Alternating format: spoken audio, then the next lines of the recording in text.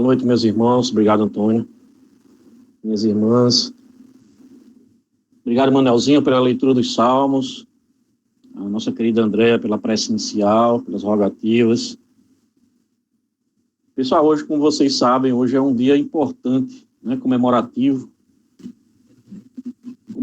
em todos os aspectos, porque nós espíritas passamos por esse evento da morte de uma forma diferente, e hoje, 31 de março, né, do ano de 1869, era a data do desencarne do nosso irmão Allan Kardec.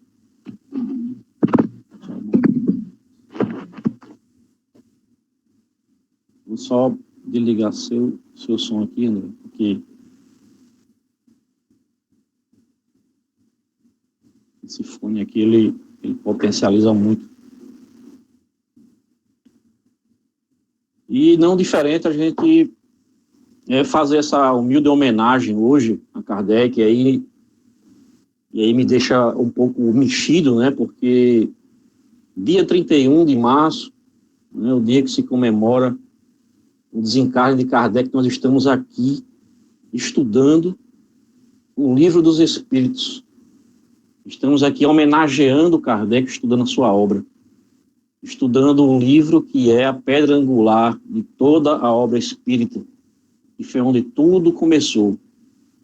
E eu queria pedir permissão a vocês para que eu fizesse uma brevíssima leitura de uma passagem desse livro aqui de Marcelo Souto Maior, que ele faz uma biografia da vida de Kardec, e no derradeiro capítulo, ele intitula de Até Breve, e ele inicia o relato do momento em que Kardec desencarna, ele traz algumas colocações, é um punhado de parágrafo, pouca coisa para a gente, só que vocês, com a leitura, vão mentalizando e criando na mente de cada um, fazendo essa caminhada, essa jornada, esse momento que ele relata baseado em documentos históricos, não é criação, não é ficção, o acontecimento foi dessa forma, pelos relatos daqueles que viveram aquele momento crucial que Kardec atravessou, e no dia do desencarne dele, no dia seguinte, ele estaria se mudando para uma vila, né, uma vila de casa que eles tinham adquirido, e era o sonho dele, de Amélie, a tão sonhada aposentadoria, e lá ele iria construir um asilo, que era o sonho deles, um asilo, uma biblioteca e um museu. Mas, infelizmente, ficou apenas no sonho, né, no desejo, porque não chegou a se concretizar, porque um dia antes Kardec desencarna. E eu começo o relato dessa maneira. O dia é 31 de março de 1869, véspera da mudança. Kardec empacotava livros e organizava documentos no apartamento da rua Santene, número 59, em meio a móveis fora de lugar, tapetes já enrolados para o transporte. Passava das 11 da manhã, quando um caixeiro de livraria bateu a porta para buscar exemplares da última edição da Revista Espírita. Coberto por elegante robe de chambre, Kardec entregou o pacote ao visitante, curvou-se sobre si mesmo e desabou no chão sem dizer uma única palavra. Com 65 anos incompletos, o professor Hipólito Leon Denisard Rivaio estava morto. Ou melhor, mais vivo do que nunca. Livre do peso de seu corpo, a julgar pelas verdades definitivas que divulgara nos últimos 15 anos de sua vida. Chamado pelos criados, o médio Delane seria o primeiro a chegar. Pressionou o peito do mestre, aplicou sobre sua cabeça e coração os passes magnéticos e nada. Amélie voltou da rua pouco depois e não conseguiu conter as lágrimas diante do corpo do companheiro com quem vivera ao longo de 37 anos. Os projetos de vida nova, os planos de descanso e de viagem a dois, tudo interrompido. Mas estava escrito, nada era por acaso. O ciclo chegara ao fim de acordo com os planos da espiritualidade. Melhor enxugar as lágrimas e cuidar das despedidas. Em breve, acreditava Amélie, eles estariam juntos de novo. Delane e os criados colocaram o corpo já frio sobre um colchão na sala de visitas e o cobriram com um colchão de lã branca, a seus pés, envoltos em meias, os chinelos abandonados. Onde estaria o espírito de Kardec naquele instante? Na sala, ao lado da mulher e do médium, diante da lareira acesa, rodeado dos velhos amigos mortos antes dele e amparados pelo médico Demerry, acolhido pelo Espírito da Verdade, o Zéfiro e outros colaboradores invisíveis, ou em lugar nenhum, já que a morte seria apenas o fim e reduziria a nada cada um de nós. Monsieur Allan Kardec morreu, o senhor Allan Kardec será enterrado sexta-feira. Foi este o conteúdo do telegrama enviado por um dos amigos de Kardec, o senhor E. Miller, aos espíritas de Lyon. Na mesma noite, outros companheiros da Sociedade Espírita se revezariam à beira do caixão durante longo velório na sala de estar do apartamento Revolto, Deslien, Tolis, Delane e Morim. Só ao meio-dia de 2 de abril de 1869, o modesto coche funerário partiu da casa de Kardec rumo ao cemitério de Montmartre, o mais antigo de Paris. Uma multidão de amigos e simpatizantes, estimado em 1.200 pessoas, acompanhou o cortejo que atravessou as ruas de Gramont, Laffitte e Fontaine e cruzou os grandes bulevares até alcançar o túmulo. Amélie preferiu acompanhar a cerimônia em silêncio. Quem tomou a palavra primeiro foi o senhor Levin, vice-presidente da Sociedade Parisiense de Estudos Espíritas, fundadas por Kardec em 1º de abril de 1858. Há 11 anos, todas as sextas-feiras, eles se encontravam nas sessões semanais de estudos da doutrina e de contatos com a lei, conduzidos com rigor e serenidade pelo discípulo de Pestalozzi. Naquele dia, Kardec, ou Rivail, estava do outro lado. Na beira do jazigo, Levin lançou a pergunta no ar. Onde está agora o nosso mestre, sempre tão madrugador no trabalho? E ousou questionar o inquestionável. Deus precisaria ter chamado o homem que ainda podia fazer tanto bem, a inteligência tão cheia de seiva, o farol, enfim, que nos tirou das trevas e nos fez entrever esse novo mundo mais vasto e admirável do que imortalizou Cristóvão de Colombo. Defensor intransigente da justiça divina, Kardec teria dispensado tantos lamentos e festejos, com alívio à lembrança a seguir. Mas reanimai-vos, senhores, com este pensamento, tantas vezes demonstrado e lembrado pelo nosso presidente. Nada é inútil na natureza. Tudo tem sua razão de ser.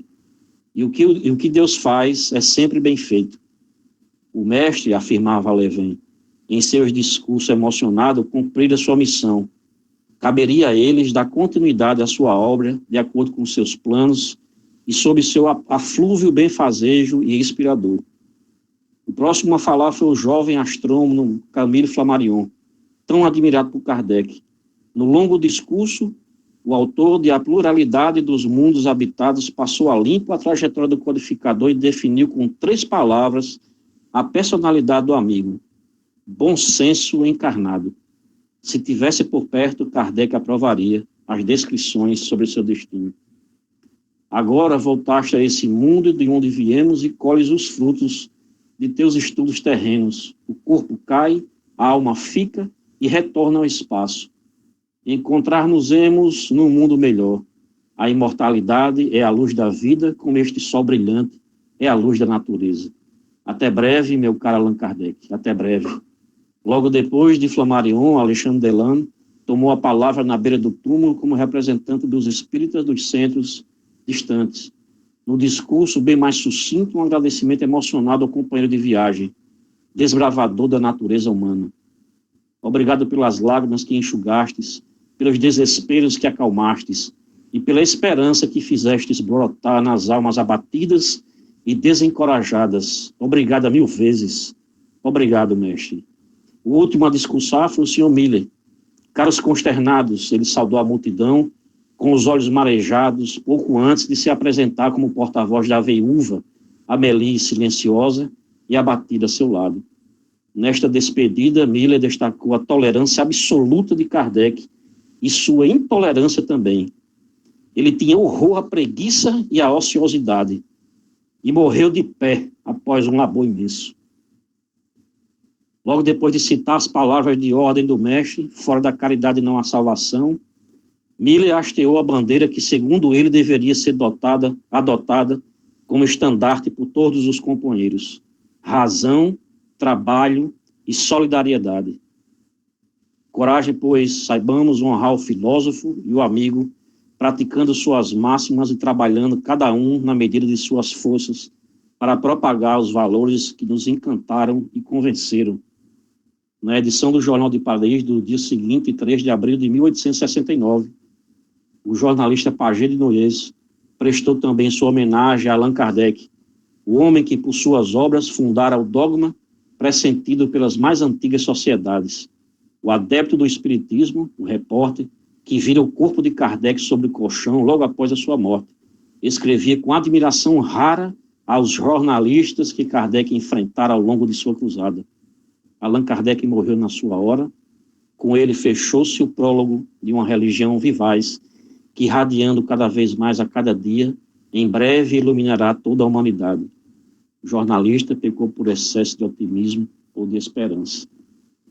Essa é a nossa humilde homenagem ao nosso querido Allan Kardec, que no dia de hoje nós comemoramos o seu desencarne, a sua volta ao mundo espiritual, o fim da sua trajetória, e de uma maneira mais honrosa de se deixar o mundo dos vivos, que é morrer de pé, trabalhando até o último momento da sua vida, até o último momento da sua jornada, quando entregou a última edição das próprias mãos dele, e ali tombou já sem vida.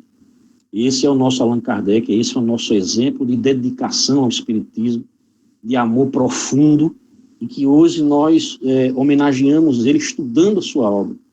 Essa coincidência para mim, né, as coincidências que tem da vida que a gente que é espírita passa a não acreditar mais nelas, para mim é maravilhoso a gente ser presenteado, porque isso é um presente que a gente está recebendo.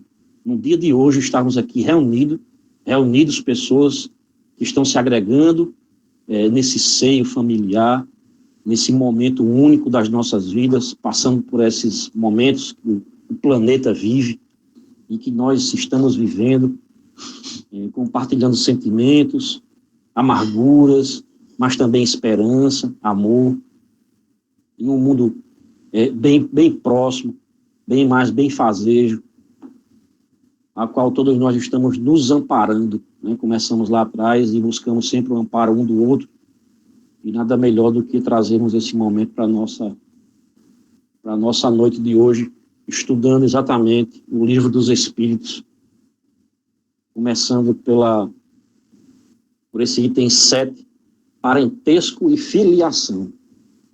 Parentesco e filiação, já entramos pensando e refletindo sobre esse tema, por isso que eu pedi para vocês hoje no grupo darem uma lidinha naquelas iniciais, né, aquelas lições, as questões que foi da 76 a 83, que é exatamente do Livro dos Espíritos, do capítulo 1, onde vem falado sobre os espíritos, né, a origem e natureza dos espíritos, para que quando a gente adentrasse esse tema de hoje, ficasse um pouco mais fácil para a gente refletir e trazer, sedimentar melhor, porque quando você traz a leitura anterior, você já cria uma visão da origem dos espíritos, da sua formatação, para que se entenda exatamente essa descendência, né, esse parentesco, se tem algo a ver ou não. E aí, sempre como eu começo, a gente já vai começar a reflexão trazendo o nosso Mestre Jesus, porque todos os temas que nós estamos trazendo para estudo do Livro dos Espíritos, nós estamos vendo que tem relação atrás. E eu trouxe essa passagem de João, né, capítulo 3, versos 6 a 8, quando ele diz que o que é nascido da carne é carne. E essa passagem vocês lembram que é exatamente a conversa que ele tem com Nicodemos, né? Aquele doutor da lei, quando ele não entende muito bem essa questão, ele tenta explicar a ele a questão da reencarnação, né, a pluralidade das nossas existências, falando e trazendo a compreensão que ele, no momento, Nicodemos não tinha condições de compreender. E aqui, como eu peguei essa parte, e tem exatamente a ver com o tema da noite, eu fiz essa relação. O que é nascido da carne é carne, e o que é nascido do Espírito é Espírito. O vento sopra onde quer e ouves a sua voz, mas não sabes de onde vem nem para onde vai. Assim é todo aquele que é nascido do Espírito. Ou seja, aquele que é nascido do Espírito já vem em Espírito. E aquele que é nascido da carne, ele não tem a sua origem do Espírito. O Espírito não produz o Espírito, que é isso que a gente vai aprender hoje. O Espírito não é nascido do Espírito. Apenas a carne, o homem que vem a esse nosso mundo necessita ainda de mergulhar, né, vamos dizer assim, na água do útero da mãe e vir desse formato para poder renascer, que é nessa grande porta da reencarnação, que vem através das nossas abençoadas meninas aí, que tem essa incumbência, essa missão de trazer os nossos irmãos, nos trazer para esse mundo, através da maternidade do seu corpo, doando durante 9 meses, né, como está vivendo a nossa irmã Cris, esse momento único, que ela vem sentindo e que vem convivendo com esse serzinho que está com ela, está crescendo, está se nutrindo, se fortalecendo, se preparando para mais uma jornada, né, já com tantos tios e avós aqui no grupo, né, que vão poder auxiliar, conviver, se Deus quiser, com todos nós, se assim Deus permitir. E tem uma outra passagem de Mateus, né, capítulo 12, verso 48 a 50, quando Jesus, naquela passagem, que ele já estava no local com bastante gente lá, ele vinha fazendo a pregação dele, e estava lotado, e Maria vem com seus irmãos, e chegam lá, né, e querem falar com Jesus, não conseguem entrar. Aí pegam alguém que estava na porta ali, daquele evento, né, que Jesus estava lá, e diz: ei, menino, vá ali dentro aí e chame Jesus, diga que a mãe dele está aqui com seus irmãos. E aí é exatamente essa passagem de Mateus. Aí Jesus, ele, porém, respondendo, disse ao que lhe falaram: quem é minha mãe? E quem são meus irmãos? E estendendo as suas mãos para os seus discípulos, disse: eis aqui minha mãe e meus irmãos, porque qualquer que fizer a vontade de meu Pai, que está nos céus, este é meu irmão e irmã e mãe. Jesus já estava dando aí os primeiros acordes na nossa compreensão dessa grande família, que é a família espiritual. Ela transcende a família que nós vivemos com esse formato social, desse mundo que nós estamos habitando, com esse formato que é muito mais amplo, que é isso que nós vamos avançar nas nossas reflexões. Essas 2 pequenas passagens, nós sabemos todas as lições que Jesus passava, sempre ele falava para o Espírito. E, às vezes, por ele falar para o Espírito, se tornavam certas passagens incompreensíveis. Como até hoje, quando nós tentamos interpretar qualquer passagem bíblica, qualquer momento e qualquer ensinamento do Mestre, apenas pelo viés da carne, com esse entendimento pobre que nós temos, baseado na nossa vivência carnal, nós nos atrapalhamos, colocamos de forma atabalhoada o nosso pensar sobre aquele tema, que muitas vezes não é o correto. Por isso da necessidade de uma leitura calma, da gente meditar, refletir, sempre trazer para o nosso dia a dia e sempre lançar esse olhar, lançar o olhar para o Espírito, tentar compreender a mensagem que Jesus mandava, né? Nós temos poucas questões hoje. Nós temos 5 questões, que começam na 203, 204, 205, 205A e a 206, né, que é exatamente o parentesco e a filiação. Essa coisa linda aí que é esse jardim com essas crianças aí, que todos nós passamos por ela, uns maus, outros bem melhores. Hoje temos tantos deles que estão em provação no dia a dia, mas nós sabemos que tudo isso está dentro de um contexto da reencarnação, está dentro de um contexto reencarnatório necessário para a evolução daquele ser. Nós estamos estudando e o grupo que está sendo responsável por propagar a palavra nas mídias sociais está trazendo as causas das aflições, e isso é importante, a gente auxiliar na divulgação, seja nos nossos grupos de WhatsApp, ir lá, tentar trazer para que essa mensagem atinja o máximo de pessoas possíveis.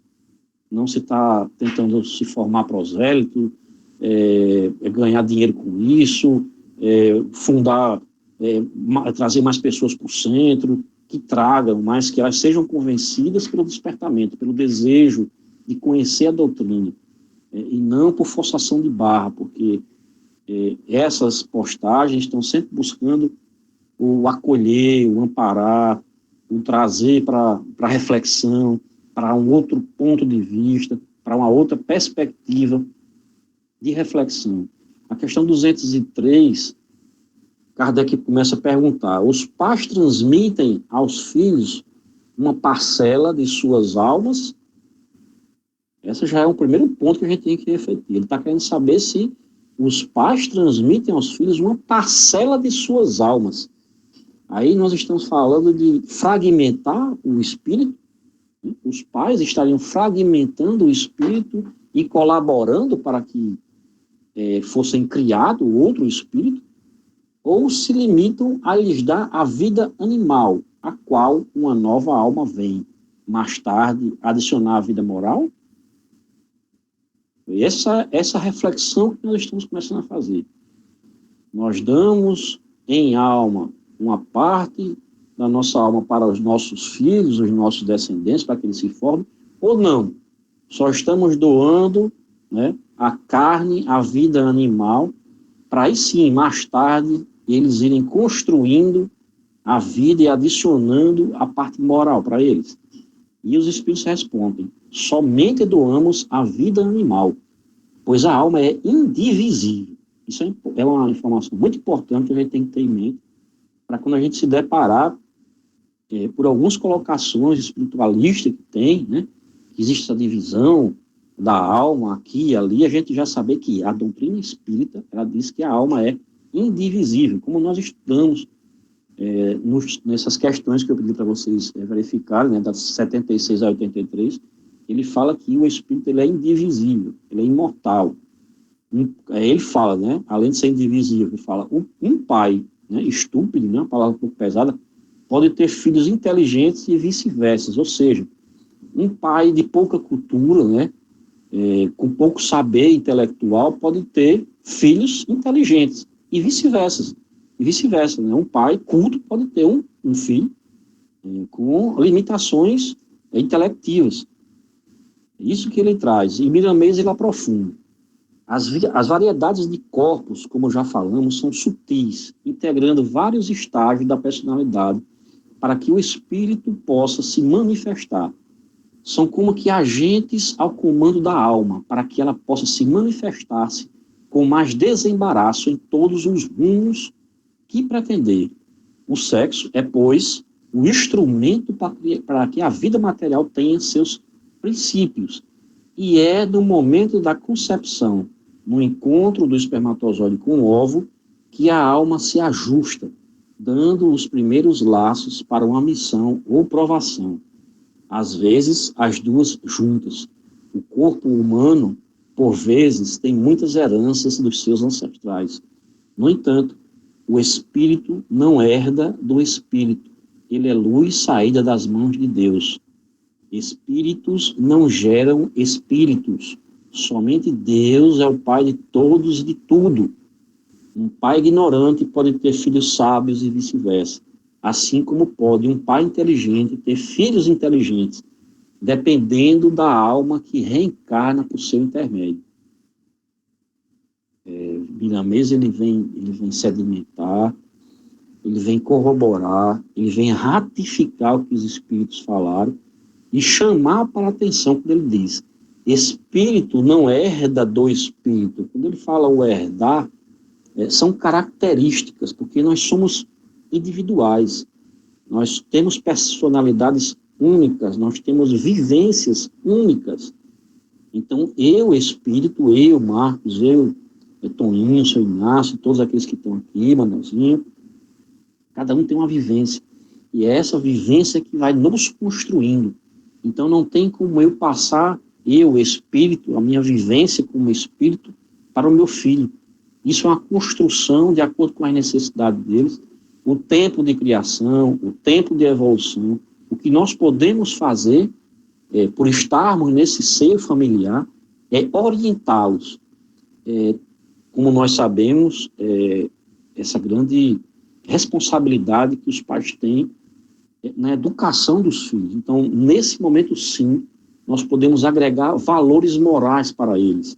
Podemos mostrar pelas nossas atitudes o caminho reto, vamos dizer assim, baseado nós que estudamos a doutrina espírita, o evangelho, nos ensinamentos de Jesus. Então, aí sim, nós conseguimos transmitir para eles essa evolução moral baseada na nossa vivência, porque também já estudamos que nos mundos habitados, nem todos estão no mesmo grau de evolução, todos estão no grau de evolução distintos. E uma das questões que eu pedi para que vocês dessem uma olhadinha é exatamente a questão 81, quando Kardec pergunta, os espíritos se formam espontaneamente ou procedem uns dos outros? Lá atrás ele já estava dando essa informação. E os espíritos respondem, Deus os cria, como a todas as outras criaturas, pela sua vontade. Mas, repito, ainda uma vez, a origem deles, ou seja, dos espíritos, é mistério. A questão 204.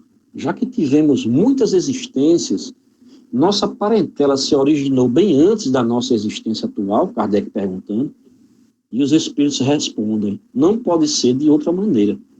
A sucessão das existências corpóreas estabelece entre os espíritos ligações que remontam às vossas existências anteriores.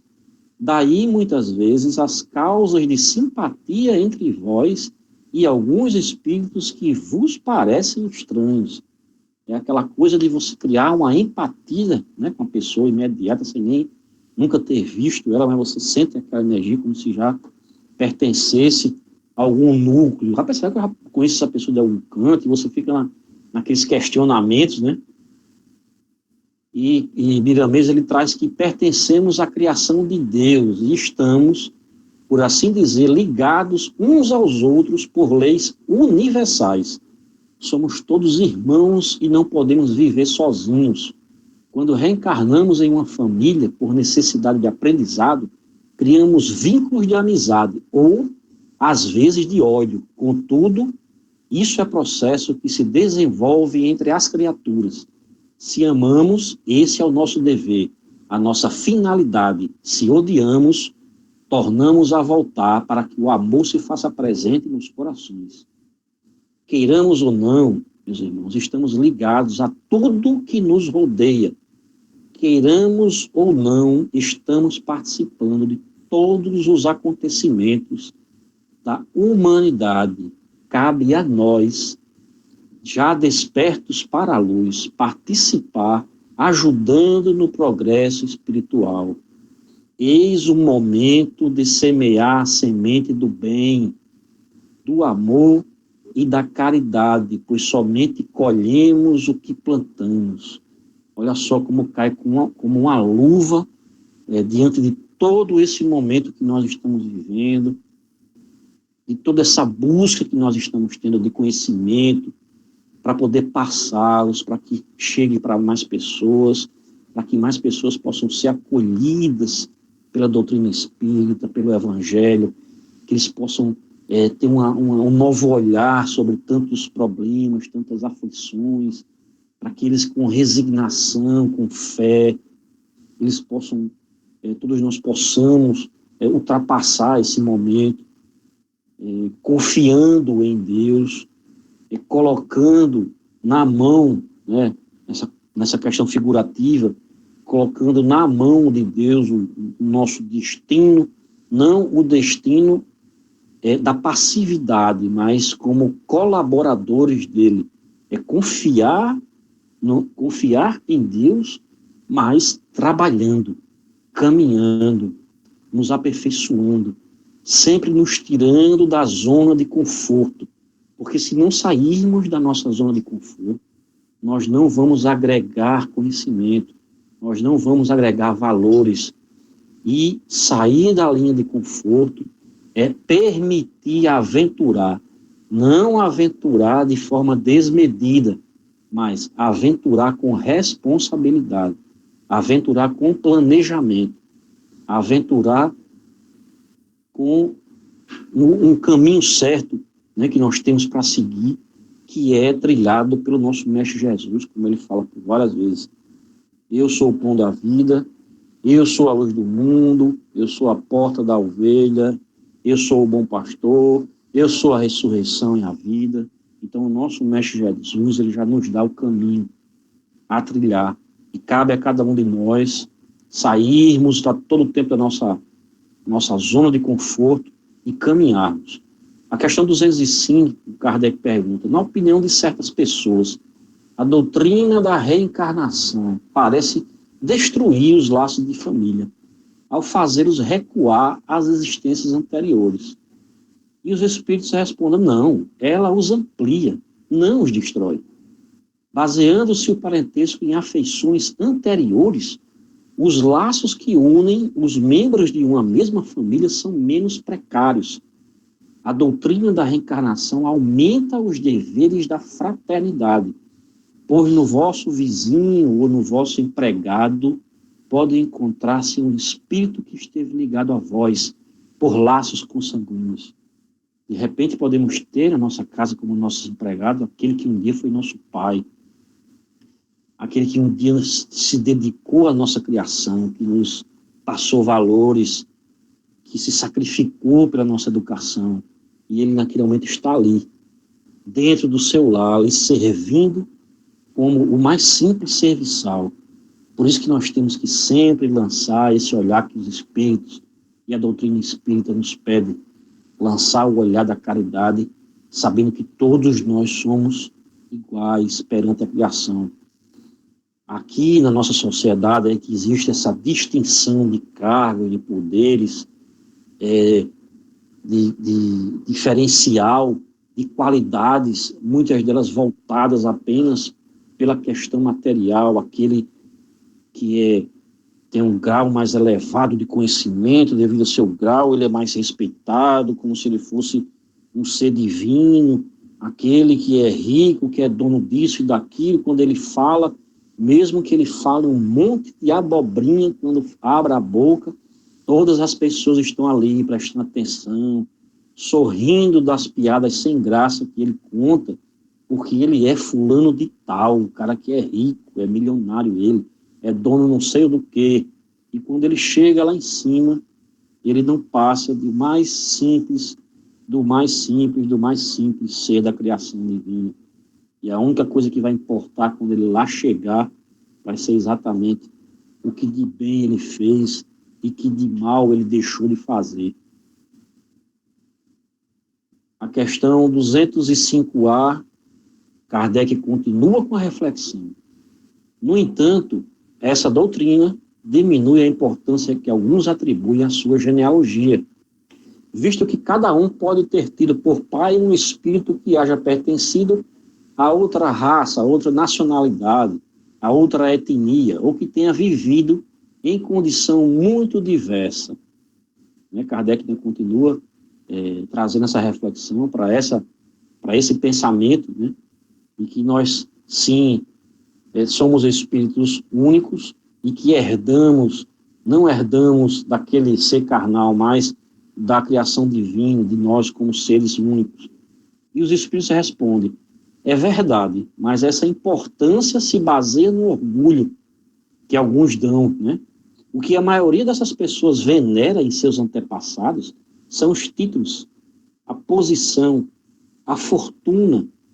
Um que se envergonharia de ter como ascendente honrado sapateiro se gabaria de descender de um nobre devasso.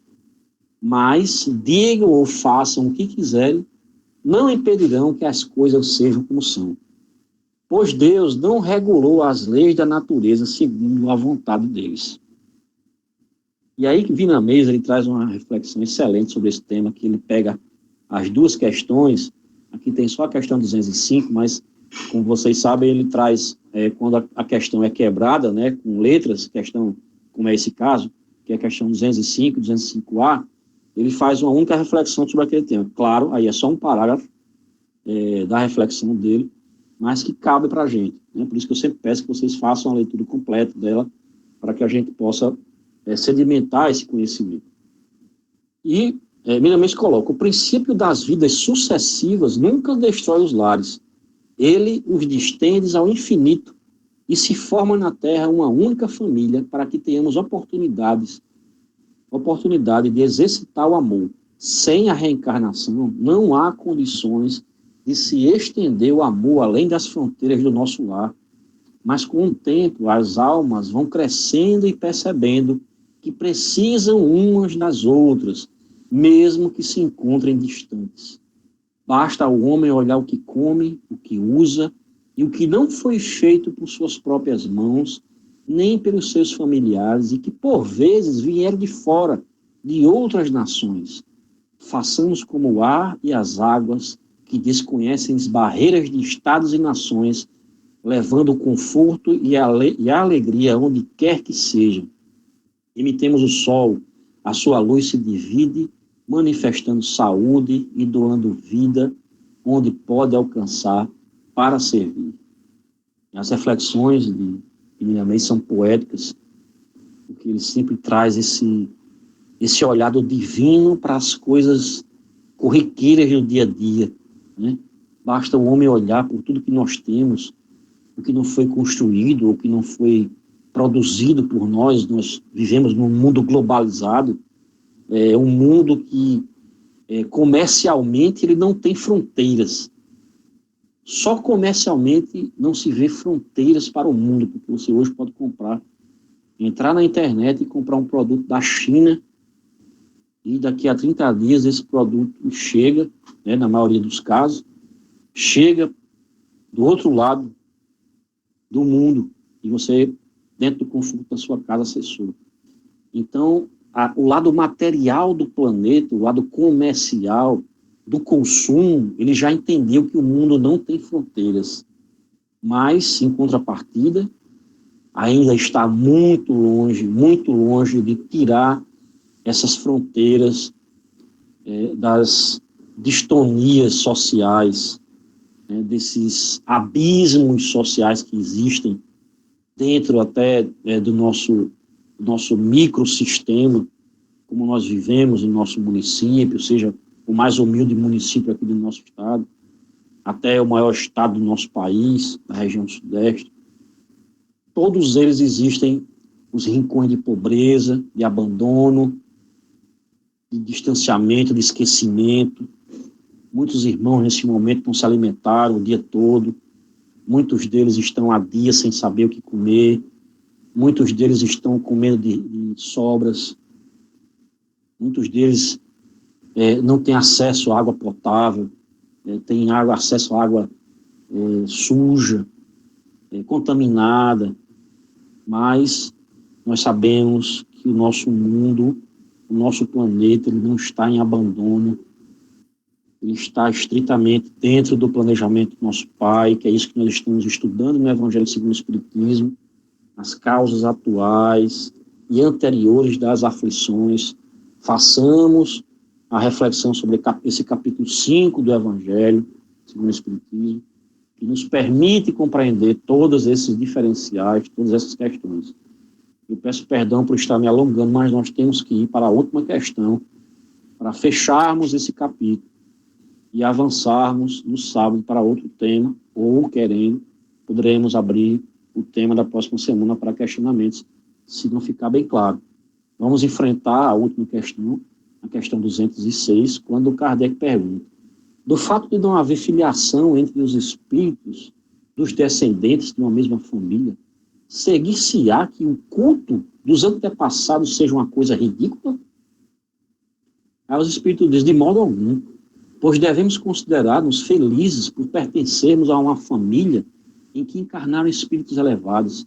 Embora os espíritos não procedam uns dos outros, nem por isso consagram menos afeição aos que lhes estão ligados pelos laços de família, pois muitas vezes eles são atraídos para tal ou qual família por razões de simpatia ou por ligações anteriores. Mas ficais certos de que os espíritos de vossos ancestrais não se sentem nem um pouco honrados com o culto que lhes dedicais por orgulho o mérito que desfrutam só se refletirá em vós à medida que vos esforçardes por seguir os bons exemplos que vos deram. Somente então lhe é grata e até mesmo útil a lembrança que deles guardais. E aí entramos para a última reflexão do Milanês, quando ele diz que a lei da reencarnação é um socorro para os espíritos que ainda precisam dela, por fazê-los encontrar os inimigos do passado frente a frente, de modo a aceitarem a reconciliação com a melhor forma possível, de paz. O culto aos ancestrais nunca é ridículo. É um ato de amor e gratidão. Somente o que a lei do amor não aceita é que esse culto fique limitado ao lar onde nasceu, que seja estendido para os outros lares, para outras nações e para o mundo inteiro.